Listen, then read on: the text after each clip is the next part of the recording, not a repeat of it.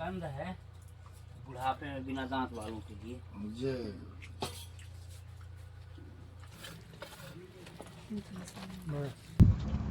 गृहस्थ में तो अपने गृहस्थी का पालन करते हुए भगवान महाराज जनक ने भी तपस्या की थी, गृहस्थी जीवन का पालन किया था उन्होंने। तो क्या हम अगर साधारण व्यक्ति हैं तो क्या साधारण व्यक्ति के हिसाब से क्या अपना जीवन यापन ईश्वर भक्ति में नहीं लगा सकते हैं क्या?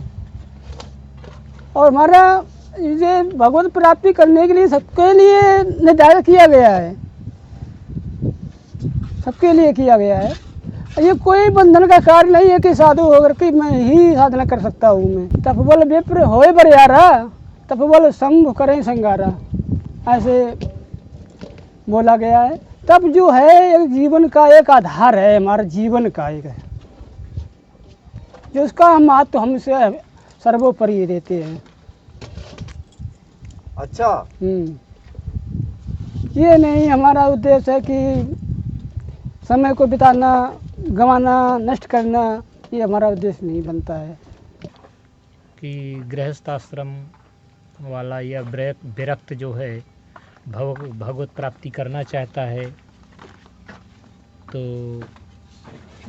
कैसे क्या हो सकता है? तो जो है कहने का तात्पर्य मेरा ये है कि सभी गृहस्थी तो ही थे, जैसे ध्रुव, प्रहलाद, ये सब गृहस्थ आश्रम से ही तो तपस्या की, भजन किया और भगवत प्राप्ति की। तो ऐसा नहीं है, उसका विधान ऐसा भी है जो है कि गृहस्थ आश्रम वाला भी भगवत साक्षात्कार कर सकता है और उसे सुलभ हो सकता है, लेकिन लगन के साथ लगना पड़ेगा। जैसे श्री कृष्ण जी कहते हैं कि तेषां सतत युक्तानां भजतां प्रीतिपूर्वकं ददामि बुद्धि योगम तम येन मापयान्ति ते। सतत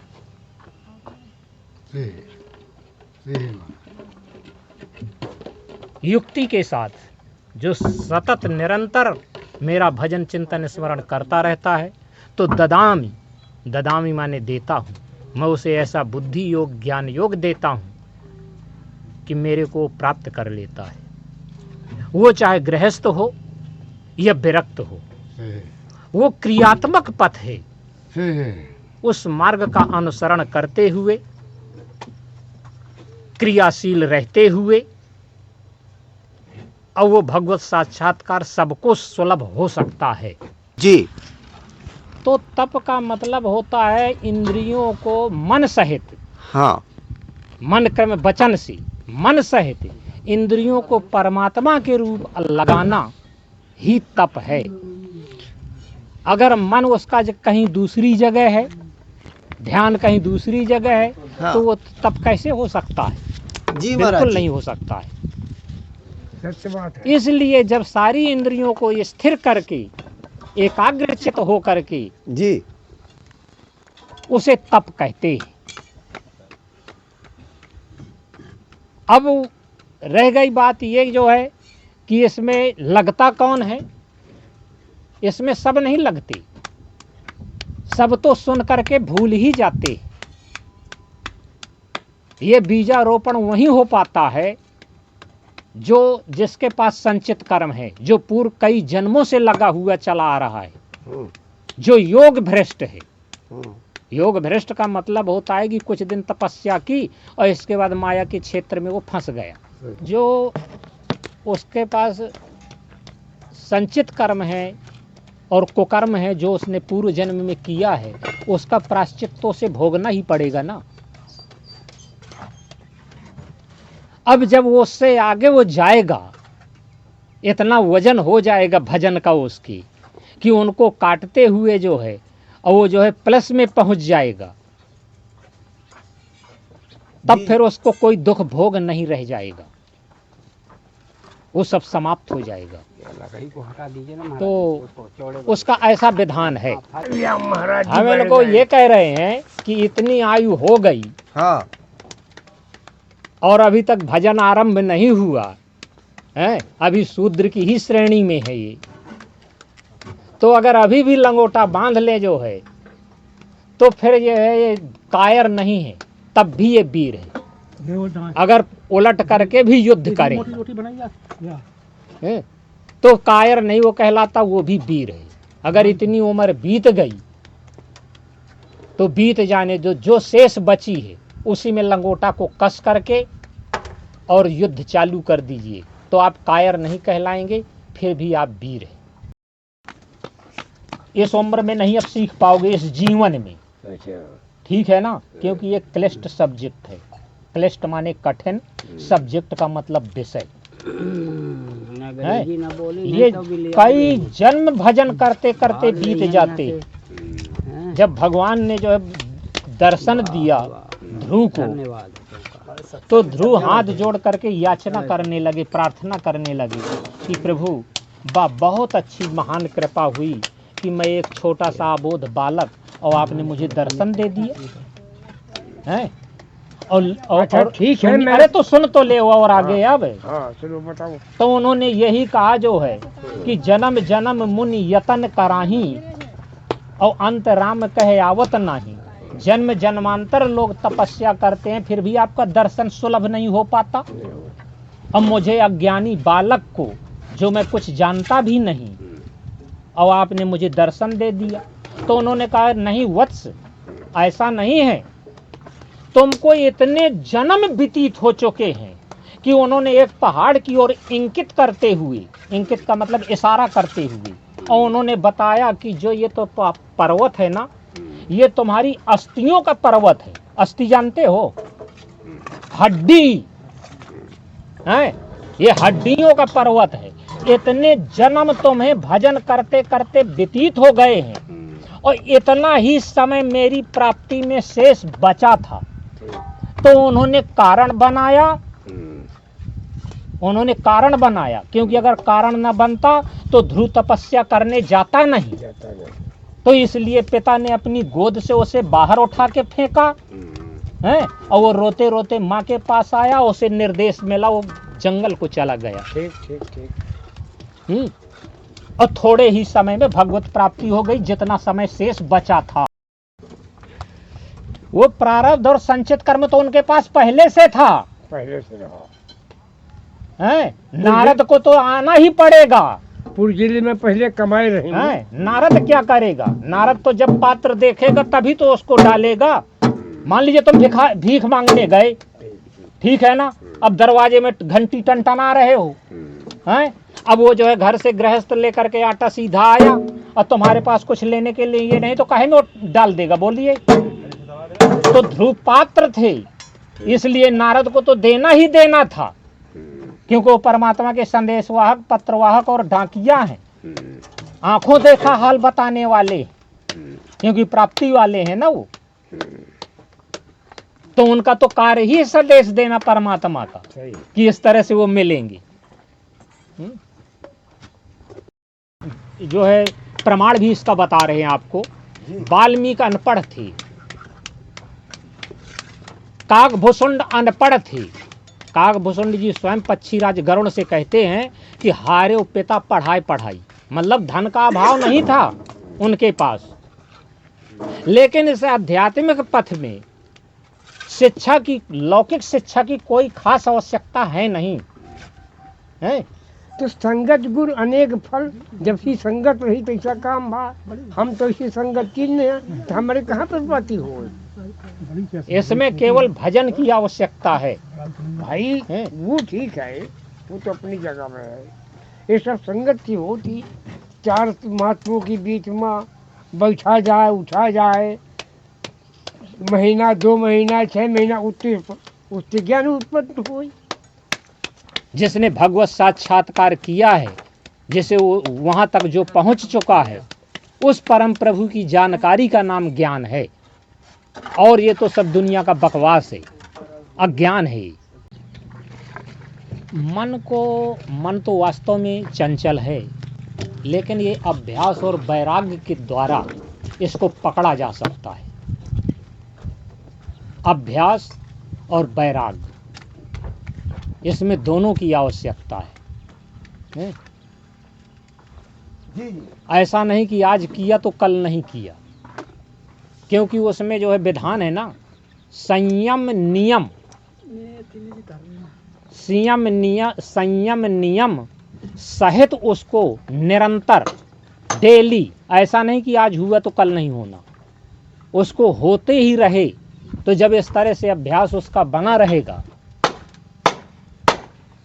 तो वो निश्चित मन जो है लगने लगेगा। जहाँ उसको लगाया जाएगा वहीं वो लग जाएगा, जहाँ लगाया जाता है।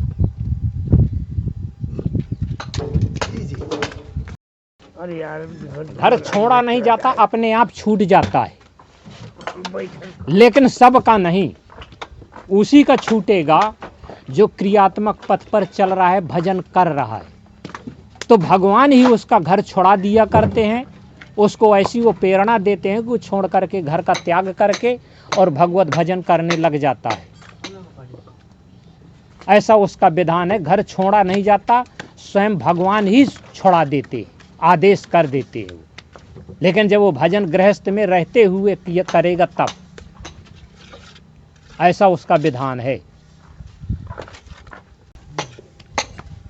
कलयुग का जो समय है भजन के लिए, क्योंकि सतयुग त्रेता द्वापर में तो बहुत समय लगता था भजन करने के लिए, भगवत प्राप्ति बहुत समय में होती थी। लेकिन कलयुग केवल नाम आधारा, अगर वो भगवान का केवल स्मरण कर रहा है तब भी उतने से ही कल्याण हो जाएगा। भवसागर से बेड़ा उसका पार हो जाएगा, केवल भगवान का सुबह शाम नियमित रूप से स्मरण भर करता रहे, ऐसा उसका विधान है। परहित सरस धर्म नहीं भाई, और पर पीनासम नहीं आजमाई है। परहित के समान संसार में कोई धर्म नहीं है। परहित सरस धर्म नहीं भाई, पर पीनासम नहीं आजमाई। परहित बस जिनके मन माही, तनिको जग दुर्लभ का सुनाई। जिसके मन में परहित का वास है, जो परहित कहता है, उसका अपने आप कल्याण होता है। ज्ञान ज्ञान में दीने दान करे कल्याण, 4 प्रकार की बताए हैं। दान ना करें तो तपस्या करें, भजन करें, जीव पे दया करें, सत्य बोलें, ये तो कह सकते हैं। भगवान की भक्ति तो कह सकते हैं, क्योंकि लिखा है कि कलयुग केवल हरिगुण गाहा, गावत न पावे भवथा। कलयुग समयुग आन नहीं, जो न कर विश्वास, गाय राम गुण गण विमल भवता विनय प्रयास। कलयुग के समान, तुलसीदास ने लिखा है, कलयुग के समान कोई युग नहीं हो। क्योंकि सतयुग था, त्रेता था, द्वापर, ये कलयुग है। तो किस युग त्रेता द्वापर, पूजा मकर जोग, और जोगत हो सो कलहरे नाम ते पावन लोग। जो सदगति तपस्या करने से है, और पूजा करने से, पाठ करने से, यज्ञ करने से सदगति प्राप्त होती थी, वही सदगति कलयुग केवल नाम आधारा, समय समय न उतर नहीं पारा। कलयुग जो है भक्ति के लिए बहुत जो है अच्छा बताया है कि किस युग सब योगी विज्ञानी, कर हरि ध्यान तरह भाप्यानी। सतयुग में जो है योग करना था, तपस्या करना पड़ती। और त्रेता विविध यज्ञ न करे ही प्रभय समय कर्म, त्रेता में यज्ञ की प्रधानता बताई है। और द्वापर कर रघुपति पद पूजा, नरभव तरह उपाय न पूजा, भगवान की पूजा द्वापर में श्रेष्ठ बताई है। और कलयुग केवल हरिगुण गाहा, गावत नर पावन भवता। कलयुग में केवल भगवान के नाम के आधार से जीव का कल्याण हो जाता है। इसलिए यह कहा है, कलयुग समयुग आन नहीं, जो न कर विश्वास, गाय राम गण विमल भवतर विनय प्रयास। तपस्या नहीं कह सकते हैं ना, वो कहते भगवान का नाम तो लिख सकते हैं। हाँ महाराज, हाँ। तो तुम कर सकते। दान नहीं कह सकते हैं, कुछ नहीं, सबके पास सामर्थ्य भी नहीं होता है ना कि हम तो हैं, आप हैं, तो सब दान थोड़ी कर सकते हैं। अरे जिसको भगवान ने पर्याप्त दिया है उसी से जो है दान पुण्य चलता है। इसलिए जो है भगवान का नाम का स्मरण करिए, आप भगवान का भजन करिए, उसी से जो है जीव का कल्याण होता है। शांति होती है संतोष से, है। जब अपने मन में संतोष होगा तभी शांति प्राप्त होती है। शांति इधर उधर थोड़ी दुकान पे थोड़ी मिलत है। गऊ धन, गज धन, बाज धन और रतन धन खान, और जब आवे संतोष धन, सब धन धूल समान। जैसे रात और दिन, जैसे दिन में प्रकाश होता है और रात में अंधेरा होता है। जो सत्य वस्तु का प्रतिपादन करे, सत्य वस्तु की जानकारी दे, उसे सतगुरु कहते हैं। और जो भूतों की कहानी सुनाए वो गुरु है। भूत क्या है? जो बीता हुआ समय है। एक राजा दो रानियां थी। जब ये कहानी चलने लगे जी महाराज जी। तो वो सदगुरु कहाँ है? वो तो जो है जो बीता हुआ समय है उसकी कहानियां वो सुना रहा है। और सदगुरु वह है जो सत्य वस्तु का प्रतिपादन करे, जो शाश्वत है, जो सनातन है, जो अविनाशी है, जिसका कभी कोई नाश होता ही नहीं, अपरिवर्तनीय है, शाश्वत है, हमेशा रहने वाला है, सनातन है, जो हमेशा से है। जो उसकी बात करे वह सतगुरु है, क्योंकि सत्य वस्तु का ज्ञान कराता है, जिसका कभी कोई नाश होता ही नहीं। और उसकी जानकारी वही दे सकता है जिसने भगवत साक्षात्कार किया है, मतलब भगवत प्राप्ति जिसने की है, वही उसका आंखों देखा हाल कह सकता है। पढ़ करके सुन करके वो तो सब उसी तरह है, बोल रहा है जैसा संसारी लोग बोलते हैं, लेकिन वास्तविक जानकारी वही दे सकता है जिसने आत्म साक्षात्कार किया है, भगवत साक्षात्कार किया है। महाराज जी आपके लिए एक बोरी आटा ग्रहण करिए। और महाराज जी ये लीजिए आलू। ये हो बड़सी बनी रहा। चावल महाराज जी। ये हो 2 किलो अरहर की दाल महाराज जी। ये हो ये सब्जी मसाला महाराज जी। ये चना। ये हो बड़सी बनी रहा है सरकार की। और महाराज जी ये गुड़। ये हो मूंगफली के दाना। महाराज जी ये लीजिए सरसों का तेल। ये महाराज जी हल्दी। ये हो महाराज जी नमक। महाराज जी साबुन। ये हो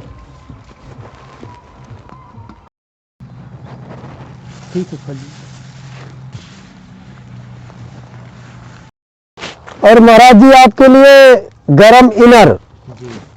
आपके लिए भी महाराज जी गरम इनर। बड़सी बनी और रहा आपके लिए भी महाराज जी गरम इनर। और महाराज जी आपके लिए गरम पैजामा। और महाराज जी आपके लिए भी गरम पैजामा। ये हो उम्मीद से राजी है।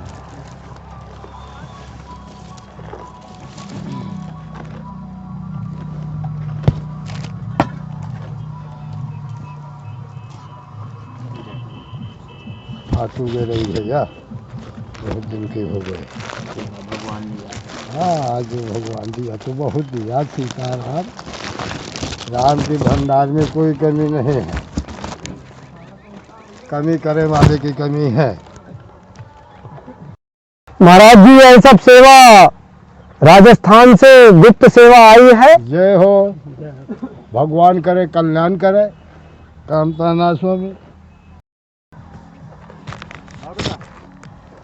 तो महाराज जी महाराज जी हमें नाम बताने के लिए मना किया है, नहीं तो हम नाम भी आपको बताते। ठीक है कोई बात नहीं।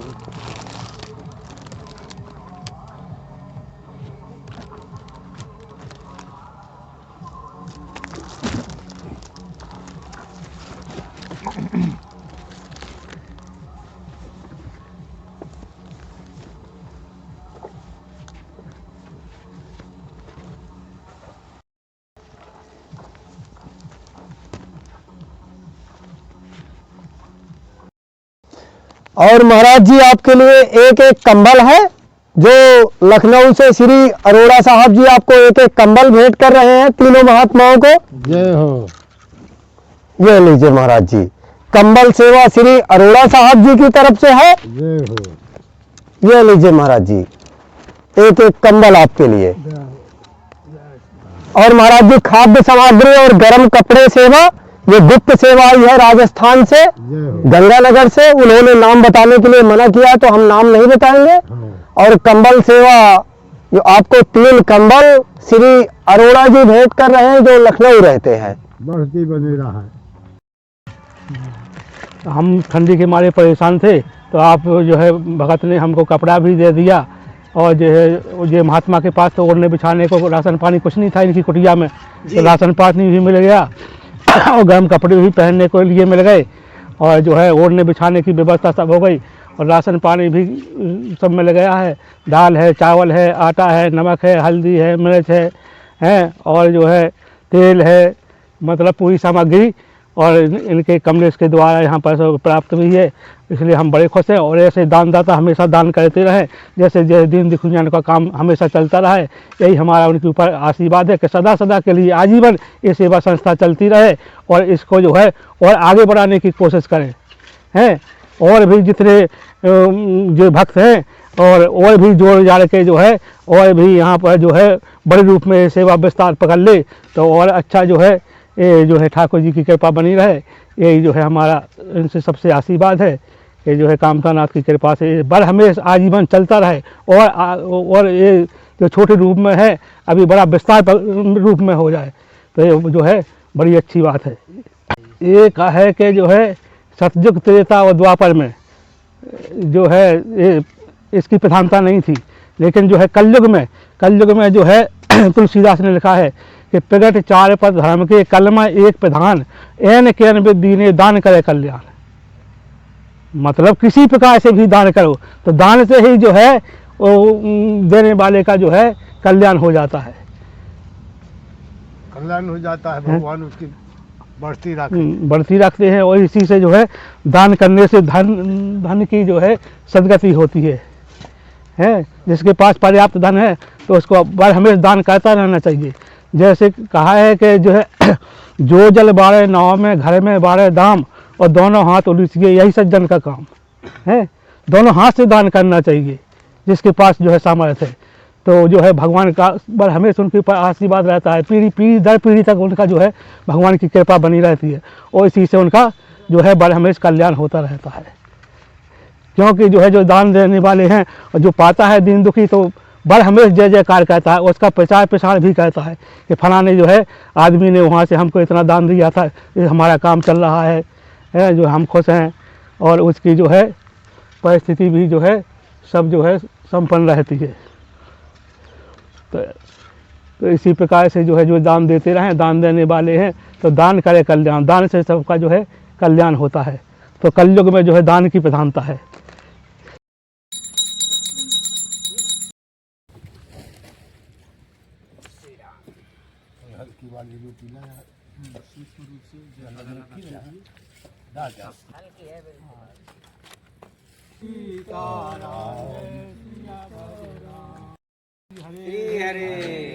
गंगा की जय, श्री वृंदावन धाम की जय, वृंदावन धाम की जय, गोवर्धन धारी की जय, माँ के बिहारी की जय, राधा रानी की जय, यमुना महारानी की जय।